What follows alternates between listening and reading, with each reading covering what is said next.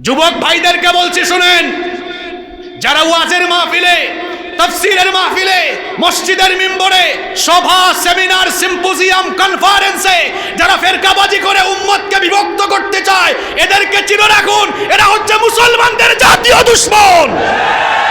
যারা উম্মতকে ঐক্যবদ্ধ করতে চান, আমরা তাদের সাথে আছি না নাই? আমাদের পরিচয় আমরা, কারণ আল্লাহর কাছে দিন হলো একটা, সেই এক দিনের দাওয়াত এবং ওই দিনের প্রতিষ্ঠার দায়িত্ব দিয়ে আল্লাহ সব নবী রাসূল পাঠিয়েছেন।